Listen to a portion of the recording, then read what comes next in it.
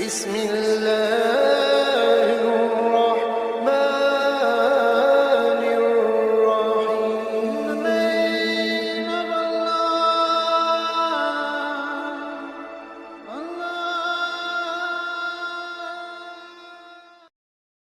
الرحيم الرحمن الرحیم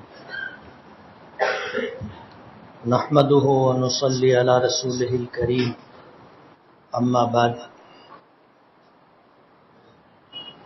فاعوذ بالله من الشیطان الرجیم بسم الله الرحمن الرحیم انما يعمر مساجد الله من آمن بالله واليوم الآخر واقام الصلاة وآتى الزكاة ولم يخش الا الله فعسى اولئک ان یکونوا من المفلحین صدق اللہ العظیم۔ بزرگان محترم اور عزیز دوستو، آج 6 دسمبر ہے اور بابری مسجد کی شہادت کو 32 سال مکمل ہو گئے۔ ہندوستان کی تاریخ میں یہ نہ بھلایا جانے والا سانحہ ہے۔ مسجد آباد تھی، عشاء کی نماز کے بعد مصلیوں کو مسجد سے نکال کر مسجد میں تالا لگایا گیا، بعد میں مسجد کے احاطے میں مورتی رکھ دی گئی، پھر وہ مورتی محراب تک پہنچا دی گئی، نمازیوں کو فجر کی نماز سے مسجد میں آنے سے منع کر دیا گیا، اور یہ سلسلہ چلتا رہا۔ 6 دسمبر 1992 کو دن کی روشنی میں اللہ کا یہ گھر شہید کر دیا گیا۔ یہ سانحہ ہمیں بھی یاد رہنا چاہیے اور اپنی آنے والی نسلوں کو بھی یہ بتاتے رہنا چاہیے، انہیں یاد کراتے رہنا چاہیے، باور کراتے رہنا چاہیے، اور اس عزم اور ارادے کے ساتھ زندگی گزارنا چاہیے کہ انشاءاللہ اس جگہ پر ہم مسجد تعمیر کریں گے۔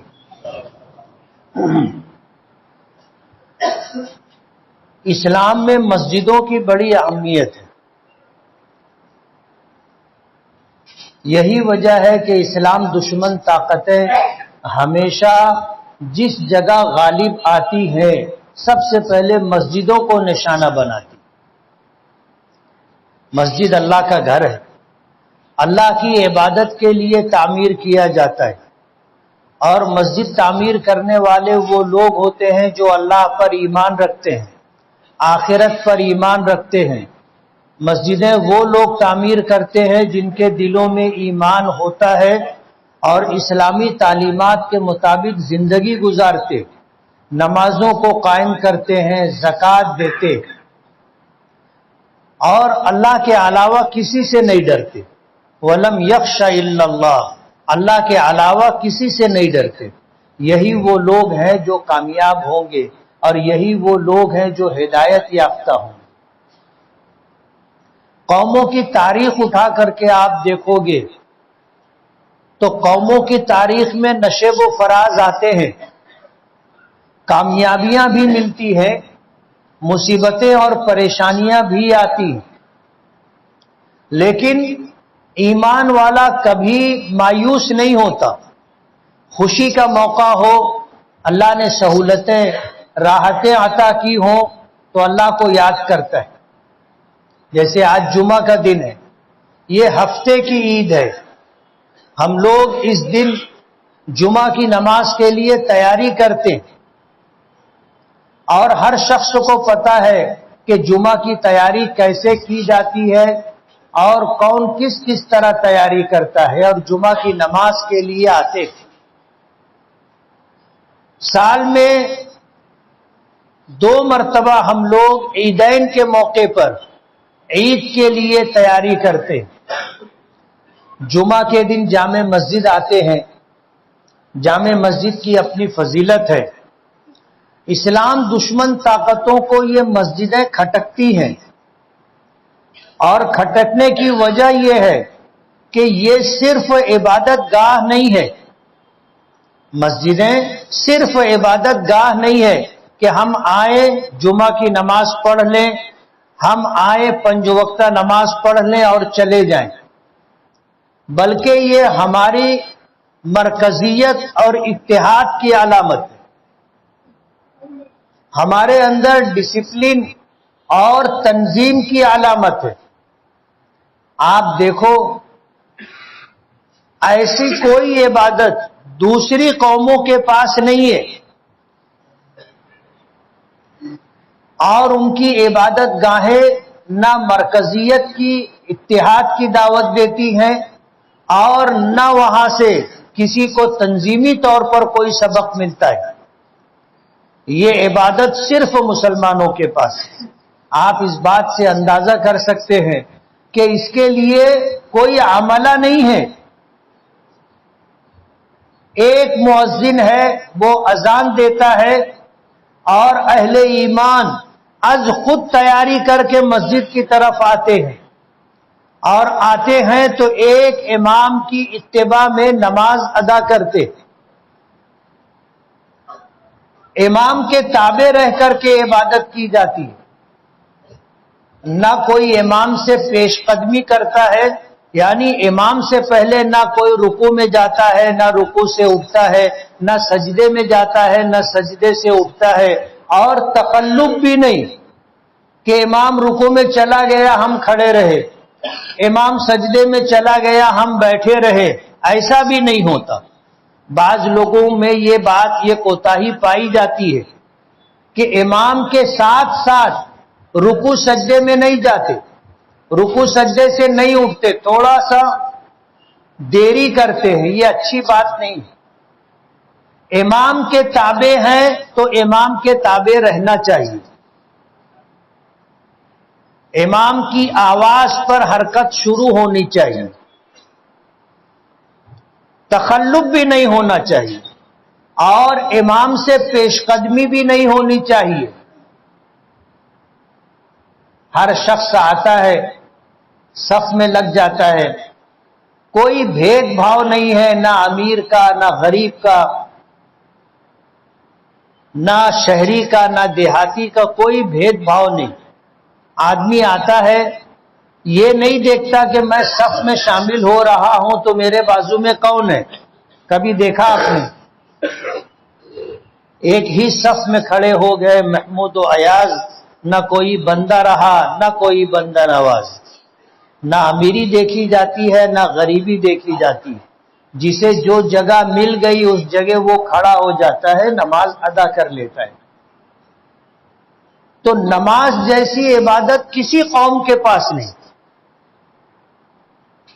اور یہی نماز ہم میں اتحاد پیدا کرتی ہے، یہی نماز ہم میں تنظیم اور ڈسپلن پیدا کرتی ہے، یہی نماز ہے جو ہمیں امام کا تابع بن کر کے ایک امیر کی اطاعت میں زندگی گزارنے کا درس دیتی۔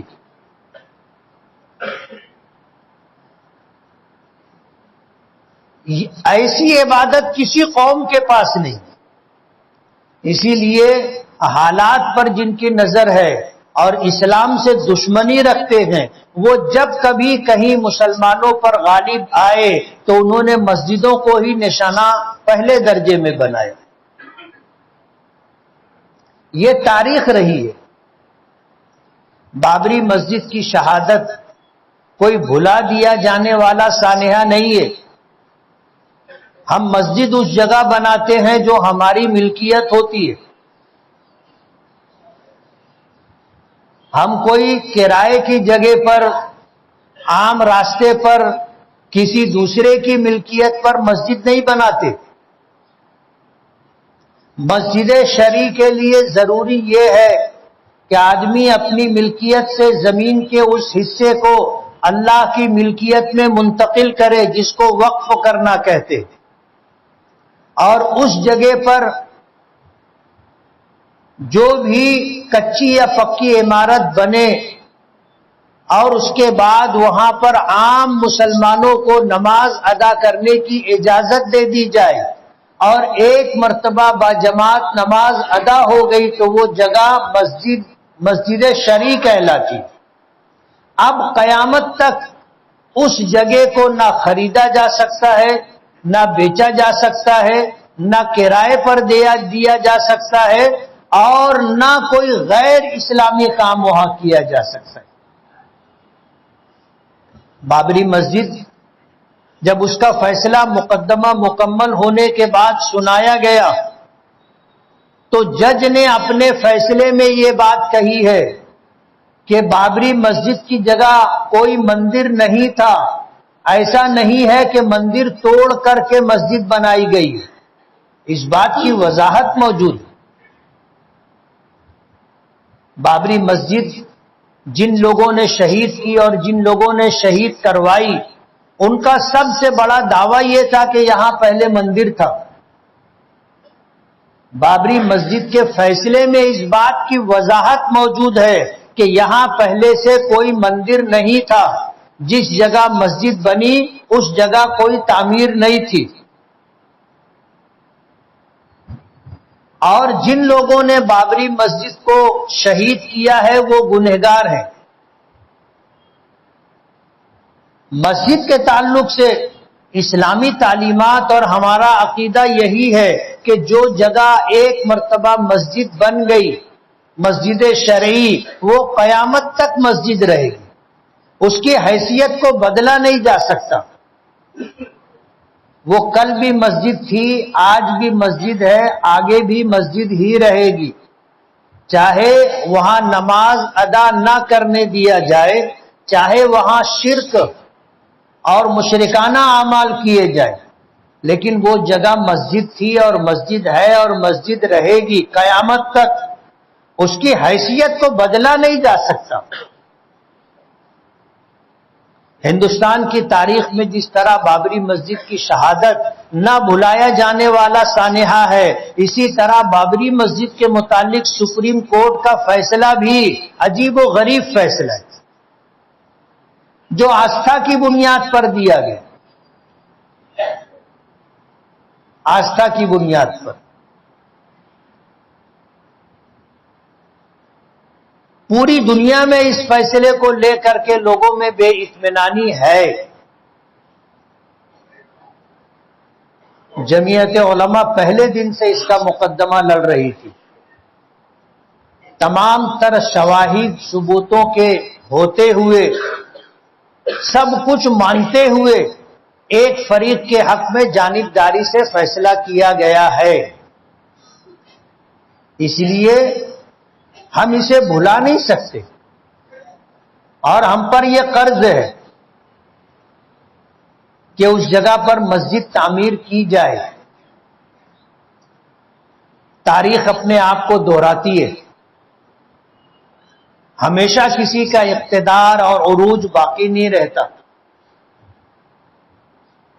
ہندوستان کی تاریخ میں ایک ایسا کام کیا گیا ہے جو مستقل ہندوستان کو نقصان پہنچانے والا عمل، یہاں کی مشترکہ گنگا جمنی تہذیب کو سبوتاژ کرنے والا سانحہ ہے۔ ہمارے علماء، ہمارے اکابرین، جمعیت علماء اور مسلم پرسنل لا بورڈ، انہوں نے یہ طے کیا تھا کہ آپ مقدمہ لڑیں اور کورٹ کا جو فیصلہ ہوگا ہمیں منظور ہوگا۔ لوگوں نے درمیان میں یہ چاہا کہ ہمارے علماء کو خرید لیں، بڑی بڑی رقمیں دے کر کے علماء کو راضی کرنے کی کوشش کی گئی کہ آپ بابری مسجد کی یہ جگہ ہندوؤں کے سپرد کر دیں۔ ہمارے علماء نے انکار کیا، ہم اس کے مالک نہیں ہیں، ہم اس کو بیچ نہیں سکتے، ہم اس کے تعلق سے غیر شرعی، غیر اسلامی کوئی فیصلہ نہیں کر سکتے۔ بڑی بڑی رقموں کا جھانسا دیا گیا، لیکن ہمارے علماء نے سودا نہیں کیا۔ یہ ہوا کہ جو فیصلہ ہوگا ہمیں منظور ہوگا۔ آج قانون کے نام پر، سپریم کورٹ کے فیصلے کے نام پر یا طاقت کے بلبوتے پر تم لینا چاہو لے لو، ہم اپنی مرضی سے نہیں دیں گے۔ اور الحمدللہ ہمارے علماء میں سے کسی نے بھی بابری مسجد کے معاملے میں سودا نہیں کیا. آج سپریم کورٹ کے فیصلے کی بنیاد پر اور طاقت اور اقتدار کے بلبوتے پر آپ نے جگہ لی. ظاہر بات ہے یہ صورتحال ہمیشہ باقی نہیں رہے گی. ایک وقت آئے گا، تاریخ اپنے آپ کو دہراتی ہے، تاریخ اپنے آپ کو دہراتی ہے. ہم مایوس نہیں ہیں. مسلمانوں پر اس سے زیادہ سنگین اور برے حالات آئے، لیکن مسلمانوں نے کبھی امید کا دامن چھوڑا نہیں. ہم کمزور ہو سکتے ہیں، حالات کے سامنے بے بس اور بے کس ہو سکتے ہیں، لیکن جس خدا کو ہم مانتے ہیں، جس کی قدرت پر ہمارا ایمان ہے، وہ کمزور نہیں ہے، وہ مغلوب نہیں ہے، کبھی بھی مغلوب نہیں ہوگا. اس کا گھر ہے. تاریخ میں واقعہ ملتا ہے، ابرہہ نامی بادشاہ تھا. حبشہ کے بادشاہ کی طرف سے یمن میں اسے گورنری دی گئی تھی. مذہب کے اعتبار سے عیسائی تھا. اس نے ایک بہت بڑا شاندار گرجا گھر یمن میں تعمیر کیا، اور وہ چاہتا تھا کہ دنیا بھر سے لوگ جس طرح حج کے لیے مکہ آتے ہیں، مکہ نہ جائیں، وہ یہاں یمن آئے. مکے کے رہنے والے کسی شخص کو یہ بات بہت ناگوار گزری. اس نے یمن جا کر کے ان کی عبادت گاہ میں گندگی کر دی، اسے پلید کر دیا. ابرہہ کو جب اس بات کا علم ہوا تو اس نے بیت اللہ کو منہدم کرنے کا فیصلہ لیا اور اپنی فوج، اپنا لشکر لے کر مکے کی طرف بڑھا. ہاتھیوں کی صف تھی آگے، لیکن جب مکے کے قریب محصر نامی مقام پر پہنچا، مینا سے لگ کر کے ایک جگہ ہے جس کو میدان محصر کہتے. جب اس مقام پر پہنچا تو اللہ پاک نے پرندوں کے غول کو بھیجا، جن کی چونچوں میں اور جن کے پنجوں میں کنکریاں تھیں، چھوٹی چھوٹی کنکریاں. انہوں نے وہی کنکریاں گرانی شروع کی تو جس شخص کو وہ کنکری لگتی تھی اس کے جسم کے پار ہو جاتی تھی اور جسم گلنا شروع ہو جاتا تھا. یہی حال ہاتھیوں کا ہوا اور یہی حال لشکریوں کا ہوا اور ابرہہ کا بھی ہوا. وہ زخمی حالت میں یہاں سے واپس ہوا، یمن پہنچنے سے پہلے مر گیا. اس واقعے میں جو بات مجھے بتانی ہے کہ جب یہ ابرہہ کا لشکر مکہ کے قریب پہنچا تو مکے والوں کے اونٹ ادھر ادھر چر رہے تھے. انہوں نے ان اونٹوں کو پکڑ لیا. حضور کے دادا عبد المطلب کے بھی اونٹ تھے اور ابرہہ کے فوجیوں نے ان اونٹوں کو بھی پکڑ لیا. جب عبد المطلب کو اس بات کا علم ہوا تو وہ ابرہہ کے لشکر میں پہنچے، ابرہہ سے ملاقات کی. عبد المطلب کی وجاہت کو، ان کے قد و کاٹ کو دیکھ کر ابرہہ بھی متاثر ہو گیا. عزت سے قریب بلایا اور بلا کر کے پوچھا کہ بولو کیا بات ہے. وہ یہ سمجھ رہا تھا کہ یہ آ کر کے گزارش کریں گے، منت سماجت کریں گے اور کعبۃ اللہ منہدم نہ کیا جائے یہ گزارش اور درخواست کریں گے. وہ یہ سمجھ رہا تھا، اس کو یہ گمان تھا. جب یہ قریب پہنچے اور اس نے پوچھا کہ کہو کیا بات ہے، تو کہا کہ آپ کے فوجیوں نے میرے اونٹ پکڑ لیے ہیں، مجھے میرے اونٹ واپس کر دیے جائیں. تو اس نے کہا کہ میرا تو یہ گمان تھا کہ تم کعبۃ اللہ کے منہدم کیے جانے نہ کیے جانے کے بارے میں بات کرو گے. تو کتنا شاندار جواب دیا تھا. جواب یہ دیا تھا کہ انا رب الجمل، میں اونٹ کا مالک ہوں،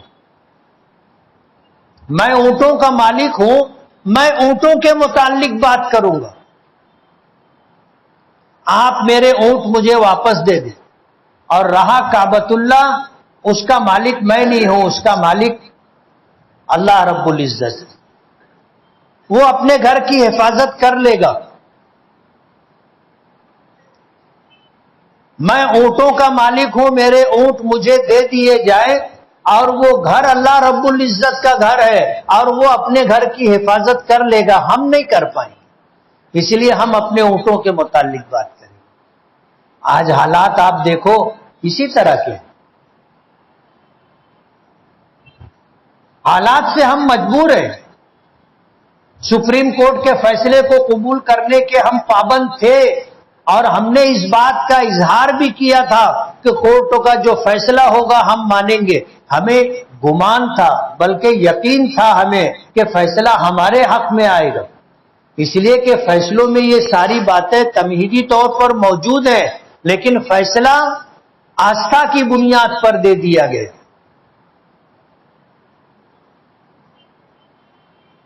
اس لیے ہم اللہ کی بارگاہ میں یہ کہہ سکتے ہیں کہ ہم نے اپنی بس بھر پوری کوشش کی تھی اور اللہ تو جانتا ہے ہم مغلوب تھے، ہم مغلوب تھے اور خانہ جنگی نہیں چاہتے تھے۔ اللہ اپنا فیصلہ فرمائے گا، دنیا والوں کا فیصلہ آخری فیصلہ نہیں ہے، آخری فیصلہ نہیں، آخری فیصلہ تو اللہ رب العالمین کرے گا۔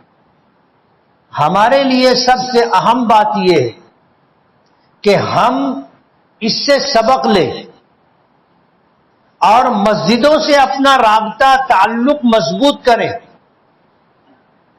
اللہ کی مدد ان لوگوں کے ساتھ ہوتی ہے جو اللہ کے دین کے مددگار ہوتے ہیں۔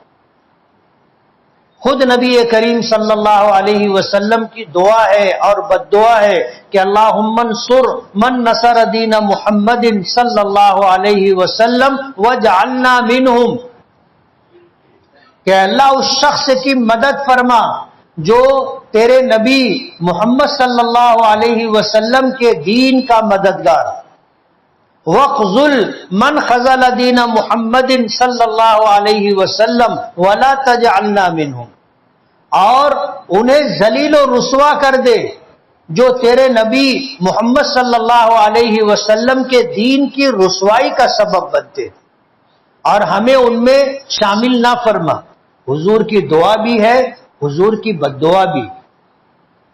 ہمارا یقین ہے، ایمان ہے کہ حضور کی دعا بھی قبول ہے اور حضور کی بد دعا بھی قبول ہے، اس لیے ہمیں اللہ کے دین سے وابستہ رہنا ہے، اور سب سے محتم بالشان عبادت نماز، اس کا اہتمام کرنا ہے، اور یہ اہتمام اس طرح کہ ہم مسجد میں باجماعت نماز ادا کرنے کی کوشش کریں، اس کا اہتمام کریں، اور یہی منشا اللہ رب العالمین کی ہے اور یہی منشا نبی کریم صلی اللہ علیہ وسلم کی بھی ہے۔ آدمی تنہا نماز پڑھتا ہے اسے ایک نماز کا ثواب ملتا ہے، وہی نماز وہ جماعت سے پڑھتا ہے اس کو 27 گنا ثواب ملتا ہے، اور وہی نماز وہ مسجد میں آ کر کے پڑھتا ہے تو مسجد کا ثواب کیا ہے، کتنا ہے، بتایا نہیں گیا۔ شریعت ہر ایسے عمل کی اجر کو چھپا کے رکھتی ہے جس کی مقدار بہت زیادہ ہو۔ تنہا نماز کا ثواب بتایا اور باجماعت نماز کا ثواب بتایا، لیکن مسجد میں ادا کی گئی نماز باجماعت کا ثواب کیا ہے اس کا تذکرہ نہیں ہے۔ ہاں یہ فرمایا کہ لا صلاۃ لجار المسجد الا فی المسجد، مسجد کے پڑوس میں رہنے والوں کی نماز مسجد کے بغیر نہیں ہوتی، یعنی جو لوگ گھر پر نماز پڑھ لیتے ہیں مسجد آ سکتے تھے، جماعت میں شریک ہو سکتے تھے، لیکن گھر سے نکلے نہیں، گھر میں ہی نماز پڑھ لی۔ حضور فرماتے ہیں مسجد کے پڑوس میں رہنے والوں کی نماز مسجد کے بغیر نہیں ہوتی۔